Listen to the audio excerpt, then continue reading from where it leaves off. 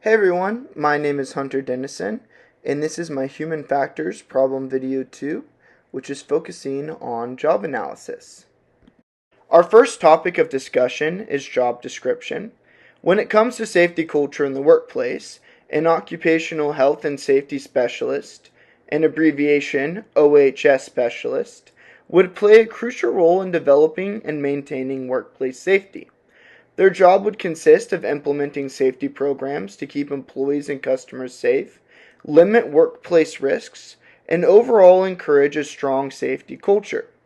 To become an OHS specialist, an individual would usually require a bachelor's degree in occupational health and safety or a similar field. Additionally, employers may also want OHS specialists to have professional certification from organizations such as Board for Global EHS Credentialing, Board of Certified Safety Professions, and National Association of Safety Professionals. To achieve certification, OHS specialists typically would need to complete one of these educational programs, obtain work experience, and pass any needed examination. One of the many tasks expected to be accomplished by an OHS specialist would be inspecting, testing, and evaluating the workplace environment. This would be important because it allows the specialist to get familiar with the workplace and determine what changes need to be implemented to maintain a safe work environment. Secondly, OHS specialists would need to be able to design the work programs they implement and establish the proper procedures to prevent any risks. Thirdly, an OHS specialist would be expected to educate both the employer and other employees on what is needed to maintain a strong safety culture in the workplace.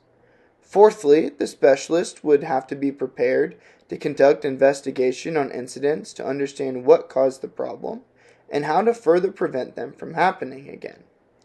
Lastly, an OHS specialist would have to be able to present written reports of any findings while evaluating the workplace environments or from investigating incidents.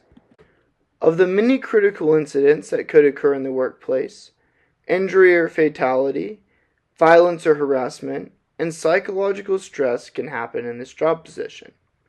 Injury and fatality can happen due to something small, such as equipment malfunctions. OHS specialists must respond immediately, conducting an accident investigation, report to their employers, and implement safety procedures to prevent recurring issues. Violence or harassment can consist of any type of violence or bullying in the workplace. To resolve this, OHS specialists should come up with ideas to prevent future harassment and train employees to handle bullying appropriately.